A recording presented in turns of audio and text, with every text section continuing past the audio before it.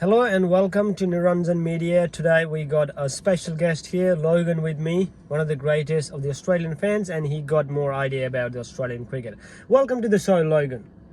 Thank you for having me on the show, Robert. Well, this is Niranjan Media and we always discuss about the cricketing things here.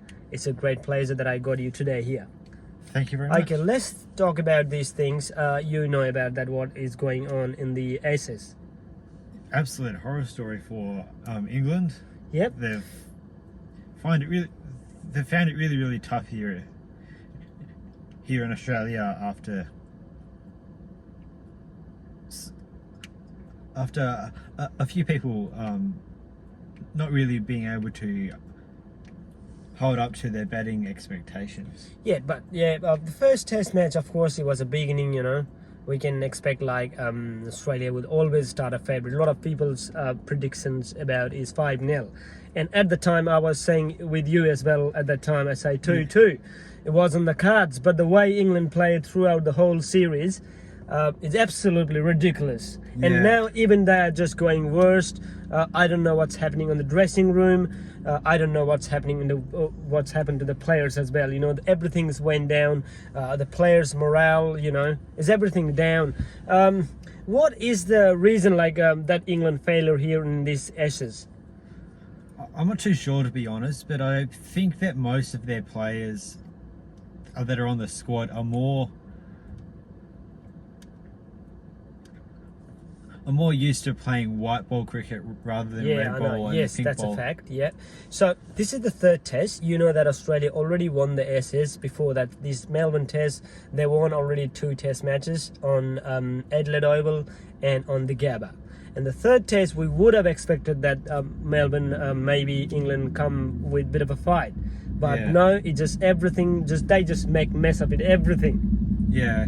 Like, I got a scorecard, Logan, here. You know that Australia won the toss in a very good condition. Half an hour ago, there was rain. It's a perfect condition for the bowler that bowled first. England first inning total, I got 185. The top score was Root 50 and best of 35. This is not the score that England would have hoped. Yeah, these scores are more like a one-day type score where they've got to just get runs as fast as they can, but the England batters aren't playing to the conditions, and they're not moving their feet as much as they should. Yeah, you think that's a bit of a decisions making problem as well, or a lot of pressure on Root, of course. Like he lost there's a lot of pressure series. on Root. So we saw a lot of things about Joe Root over the years. I know he's a really good batter.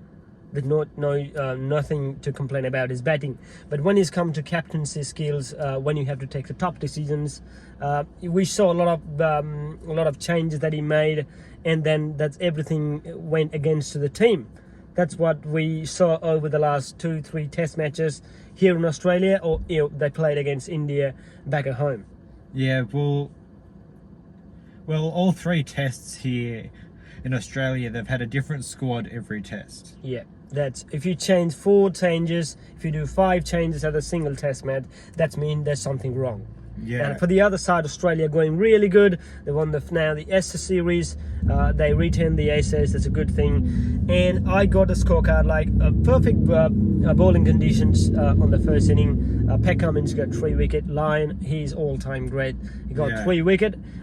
Bit of a unfortunate from Scott Boland that he couldn't pick more wicket. What everyone would have expected, like in his home ground. That was a decision actually why Pat Cummins gone with Boland, because Richardson there, Richardson, he got 5 wicket, you know that, and Hazelwood was almost fitted to play 4. Well, that's what happens when you take top decisions, and at the end, well, it's a sweet side, isn't it? It's a very, very sweet side that Pat Cummins has formed with the help of the Australian selectors, of course. But Scott Boland was the pick of the bunch to play at the MCG, his home ground, full of crowds. Everyone is after Boland, you know. Things like that happen. But the second inning, wicket's so good in Melbourne. He knows the He's the right ways to play in Melbourne. And Australia got 267. Well, that is not a big score. It's not well, a big total, England, but it was England enough came to back keep really England good back. at the bowling. Anderson got that 4-wicket. Well, he is all-time great. Jimmy Anderson, in his like mid 39s, is going absolutely fine. Any words for Jimmy Anderson for you? You gonna say something for Anderson? Well, Jimmy Anderson, yeah, he's probably coming to the end of his career. Like, his age is really getting on, but he's still hanging on because of his skill and his pure pace that he's got behind the ball, and his skill that he's got to make the batters uncomfortable. Yeah. To the point where they make a mistake. Okay, that's good. And then who got the wickets? Mark Wood got 2 for 71. The wicket from the Wood is about Labuschagne. He got out 1. A very rare like you got Labuschagne for 1. It's hardly. Actually, before yesterday, he wasn't out on any score like when he faced 20 balls. Yeah. He only got out after facing 20 balls on faces. Yeah. But yesterday was a perfect pace ball from Mark Wood, 147, 150 km/h. Yeah, the extra pace really seems to make. Yeah, that extra pace really seems to make Labuschagne really uncomfortable. Like that extra pace that Wood can get behind the ball. And we discussed about that Labuschagne got the first inning average of 100. He have to know. Of course, he's in a learning phase. Yeah. He is the #1 test batter of the moment. But he will learn these kind of things. What are those obstacles? What are the weaknesses that the teams are targeting about him? Yeah. Things like they keep coming, and he's on the beginning phase, so he will know more. There will be tough conditions when you go outside the Australia. But what about Smith? Even he is not in his highest peak at the moment. That Smith that we know. No. He missed out the 100 at the Adelaide, is it? And yeah. Then after he haven't got that huge score that everyone love to see that.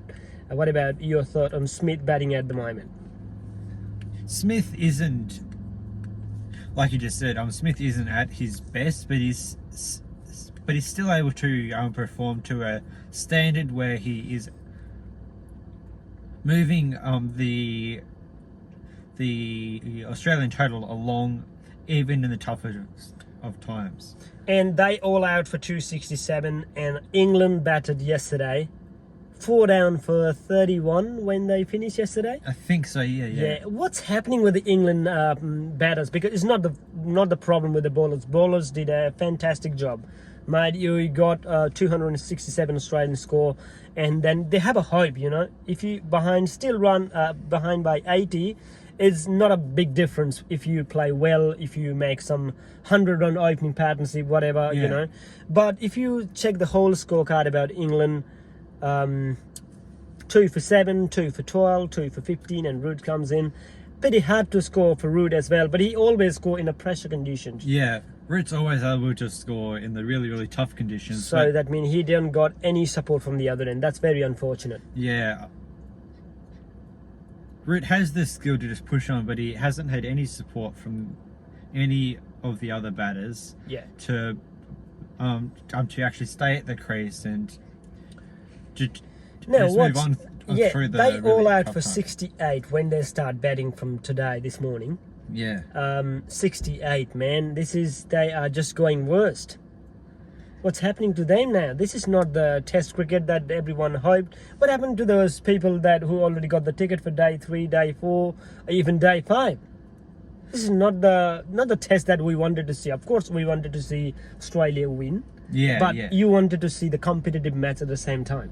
Yeah, like you always like to see the Ashes being a really, really competitive type game. Like England versus Australia is an all-time great game, which people flock to all 5 stadiums to go and see. The performances of the day. Scott Boland, he got 6 for 7 in 4 over.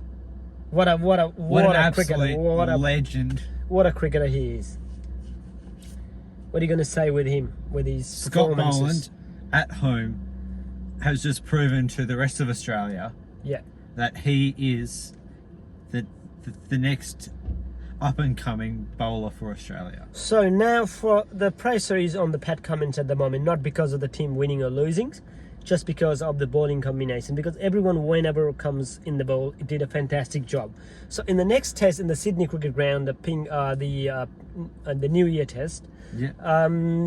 are you gonna see any changes in the bowling, or you wanna see just go with bowling again one more game, or bring back Jai Richardson, or go further Josh Hazlewood?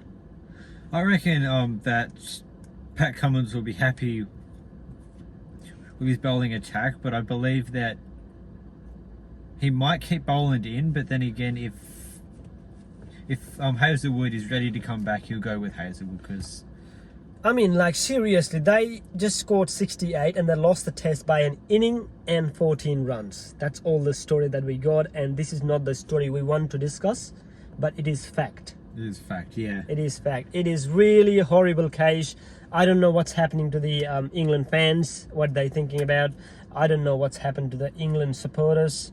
There have been a bit of rumors around like a COVID cases yesterday before half an hour delay start. What are the challenges now for the England going forward?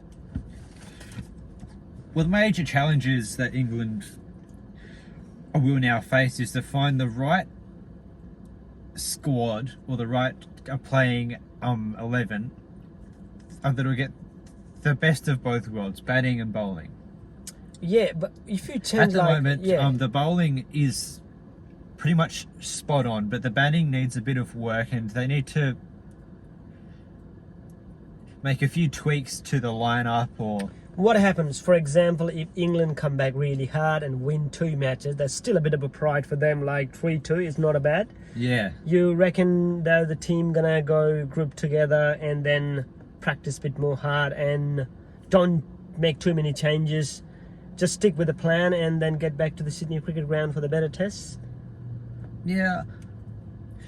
Like down here in Hobart, I'm sure that England will just capitalise on the short boundaries. Yeah, okay. So that's all the story for today. England is going absolutely horrible at the moment. Nothing works for them. Australia, of course, they won the Ashes series now. They had 2 test matches to go. And thanks for your Logan. Thanks for your time here. And it was a great pleasure to have you with you here. Thank you so much. And we'll be back on the next video with another topics. Thank you so very much, much. Logan.